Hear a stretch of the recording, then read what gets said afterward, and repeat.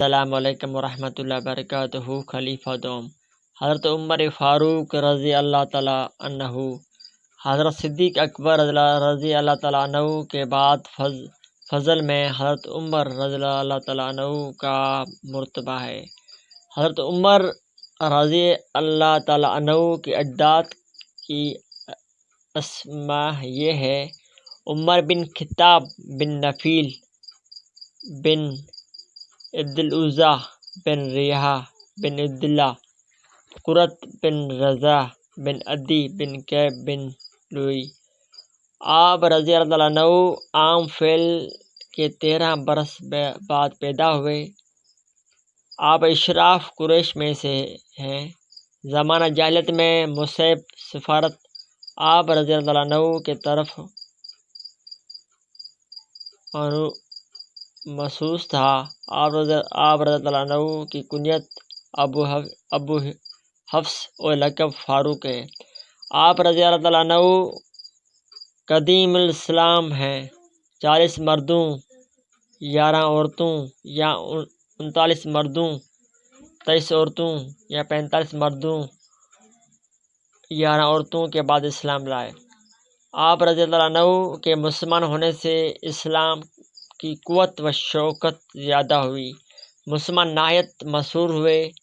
آپ رضی اللہ عنہ سابقین اولین اور عشرہ مبشر بالجنت اور خلفائے راشدین میں سے ہے۔ صحابہ کرام رضی اللہ عنہم کے کبار علماء زہاد میں آپ کا ممتاز مرتبہ ہے۔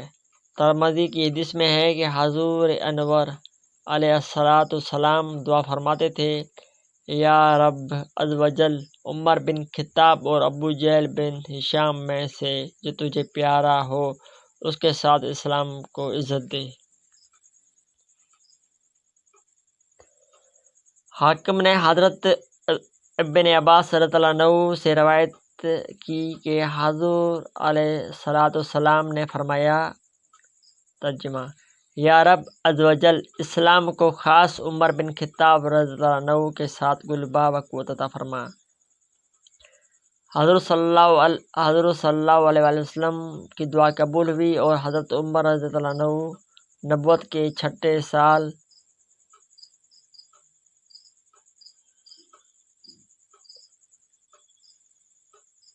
27 برس کی عمر میں مشرف بااسلام ہوئے۔ ابو یعلا و حاکم و بہقی نے حضرت انس رضی اللہ عنہ سے روایت کی: حضرت عمر رضی اللہ عنہ تلوار لے کر نکلے۔ راہ میں آپ کا قبیلہ بن زہرہ کا ایک شخص ملا۔ کہنے لگا: کہاں کا ارادہ ہے؟ آپ نے کہا: میں حضرت محمد صلی اللہ علیہ وسلم کے قتل کا ارادہ رکھتا ہوں۔ اس نے کہا کہ انہیں قتل کر کے تم بنی ہاشم اور بنی زہرہ کے ہاتھوں کیسے بچو گے؟ آپ نے کہا: میرے خیال میں تو بھی دین سے پھر گیا۔ اس نے کہا: میں آپ کو اس سے عیب تر بتاتا ہوں، آپ کی بہن اور بہنوئی نے آپ کا دین ترک کر دیا۔ حضرت عمر رضی اللہ عنہ ان کے پاس پہنچے۔ وہاں حضرت حباب رضی اللہ عنہ تھے اور وہ لوگ سورۃ طٰہٰ پڑھ رہے تھے۔ جب انہوں نے حضرت عمر کی آہٹ سنی تو مکان میں چھپ گئے۔ حضرت عمر رضی اللہ عنہ نے مکان میں داخل ہو کر کہا: تم کیا کہہ رہے ہو؟ کیا ہم آپس میں باتیں کر رہے تھے؟ حضرت عمر رضی اللہ عنہ کہنے لگے: شاید تم لوگ بے دین ہو گئے ہو۔ آپ کے بہنوئی نے کہا: اے عمر، اگر تمہارے دین کے سوا کسی اور دین میں حق ہو۔ اتنا کلمہ سنتے ہی حضرت عمر رضی اللہ عنہ ان پر ٹوٹ پڑے اور انہیں بہت مارا۔ انہیں بچانے کے لیے آپ کی بہن آئی، انہیں بھی مارا، حتیٰ کہ ان کا چہرہ خون آلودہ ہو گیا۔ انہوں نے غضب ناک ہو کر کہا کہ تیرے دین میں حق نہیں۔ میں گواہی دیتی ہوں کہ اللہ تعالیٰ کے سوا کوئی مستحق عبادت نہیں اور حضرت محمد مصطفیٰ صلی اللہ علیہ وآلہ وسلم اس کے بندے ہیں اور اس کے رسول ہیں۔ حضرت عمر نے کہا: مجھے وہ کتاب دو جو تمہارے پاس ہے، میں اسے پڑھوں۔ ہمشیر صاحبہ نے فرمایا کہ تم ناپاک ہو اور اس کو پاکوں کے سوا کوئی نہیں چھو سکتا۔ اٹھو غسل کرو یا وضو کرو۔ آپ نے اٹھ کر وضو کیا اور کتاب پاک لے کر پڑھا۔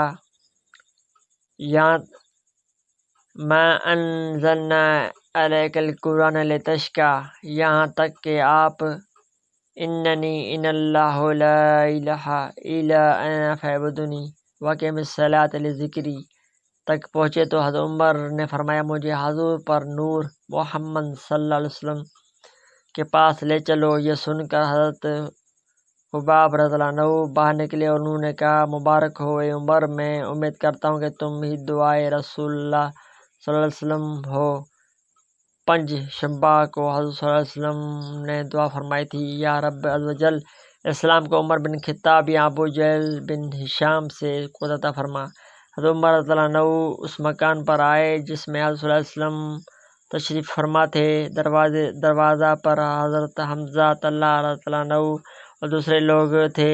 حضرت حمزہ رضی اللہ عنہ نے فرمایا یہ عمر ہے، اللہ تعالیٰ کو ان کی بھلائی منظور ہو تو ایمان لائیں ورنہ ہمیں ان کا قتل کرنا سول ہے۔ حضور پر نور صلی اللہ علیہ وسلم پر اس وقت وحی آ رہی تھی۔ حضرت صلی اللہ علیہ وسلم باہر تشریف لائے اور حضرت عمر کے کپڑے اور تلوار کے حمائل پکڑ کر فرمایا اے عمر تو باز نہیں آتا حتیٰ کہ اللہ تعالیٰ تجھ پر وہ عذاب و رسوائی نازل فرمائے اور جو ولید بن مغیرہ پر نازل فرمائی۔ حضرت عمر نے عرض کیا اشہد ان لا الہ الا اللہ وانت عبد اللہ ورسولہ۔ حضرت عمر رضی اللہ عنہ فرماتے ہیں کہ جس وقت میں نے قرآن شریف پڑھا اس وقت اس کی عظمت میرے دل میں اثر کر گئی اور میں نے کہا کہ بد نصیب قریش ایسے پاکیزہ کتاب سے بھاگتے ہیں۔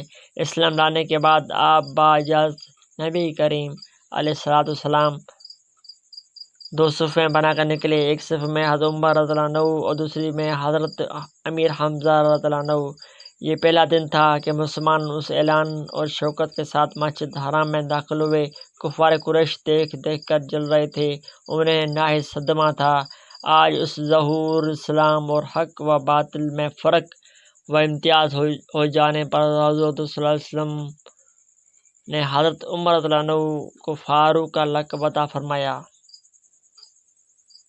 ابن ماجہ و حاکم نے حضرت ابن عباس رضی اللہ عنہ سے روایت کی کہ جب حضرت عمر رضی اللہ عنہ اسلام لائے، حضرت جبریل علیہ السلام بارگاہ نبوت میں حاضر ہوئے اور عرض کیا یا رسول اللہ عز و جل و صلی اللہ تعالیٰ علیہ وآلہ وسلم، اہل آسمان حضرت عمر رضی اللہ عنہ کے اسلام کی خوشیاں منا رہے ہیں۔ ابن اسار کرنے حضرت علی مرتضیٰ رضی اللہ عنہ سے روایت کی، آپ نے فرمایا کہ میں جہاں تک جانتا ہوں جس کسی نے بھی ہجرت کی چھپ کر ہی کی بجز حضرت عمر بن خطاب رضی اللہ عنہ کے، آپ رضی اللہ عنہ کی ہجرت کی یہ شان تھی کہ مسلح ہو کر خانہ کعبہ میں آئے، کفار کے سردار وہاں موجود تھے۔ آپ نے 7 مرتبہ بیت اللہ شریف کا طواف کیا اور مقام ابراہیم میں 2 رکعتیں اور ادا کی، پھر قریش کی ایک جماعت کے پاس تشریف لے گئے اور للکار کر فرمایا کہ جو اس کے لیے تیار ہو کہ اس کی ماں اسے روئے اور اس کی اولاد یتیم ہو، بیوی رانڈ ہو، وہ میدان میں میرے مقابل آئے۔ حضرت عمر رضی اللہ عنہ کے یہ کلمات سن کر ایک سناٹا ہو گیا، کفار میں سے کوئی جنبش نہ کر سکا۔ آپ رضی اللہ عنہ کی فضیلت میں بہت کثرت سے حدیثیں وارد ہوئی اور ان میں بڑی جلیل فضیلتیں بیان فرمائی گئی ہے۔ حتیٰ کہ ترمذی و حاکم کی صحیح حدیث میں وارد ہے کہ حضرت صلی اللہ علیہ وآلہ وسلم نے فرمایا کہ اگر میرے بعد نبی ممکن ہوتا حضرت عمر بن خطاب ہوتے رضی اللہ عنہ، اس سے جلالت و منزلت و رفعت درجت امیر المومنین حضرت عمر رضی اللہ عنہ کے ظاہر ہے۔ ابن اسار کی حدیث میں وارد ہے کہ حضرت صلی اللہ علیہ وسلم نے فرمایا کہ آسمان کا ہر فرشتہ حضرت عمر رضی اللہ عنہ کی توقیر کرتا ہے اور زمین کا ہر شیطان ان کے خوف سے لرزتا ہے۔ طبرانی نے اوسط میں حضرت ابو سعید خدری رضی اللہ عنہ سے روایت کی کہ حضرت صلی اللہ علیہ وسلم نے فرمایا جس نے حضرت عمر رضی اللہ عنہ سے بغض رکھا اس نے مجھ سے بغض رکھا، اور جس نے حضرت عمر رضی اللہ عنہ کو محبوب رکھا اس نے مجھے محبوب رکھا۔ طبرانی و حاکم نے دریافت کی، طبرانی و حاکم نے روایت کی، حضرت ابن مسعود رضی اللہ عنہ نے فرمایا حضرت عمر رضی اللہ عنہ کا علم میزان کے ایک پلے میں رکھا جائے اور روئے زمین کے تمام زندہ لوگوں کے علوم ایک پلے میں، تو یقیناً حضرت عمر رضی اللہ عنہ کا علم ان سب کے علوم سے زیادہ وزنی ہوگا۔ ابو اسامہ نے کہا جانتے ہو ابو بکر و عمر کون ہے؟ یہ اسلام کی پد رمادر ہے۔ حضرت امام جعفر صادق رضی اللہ عنہ نے فرمایا میں اس سے بری و بیزار ہوں جو حضرت ابو بکر و عمر رضی اللہ عنہ کا ذکر بدی کے ساتھ کرے۔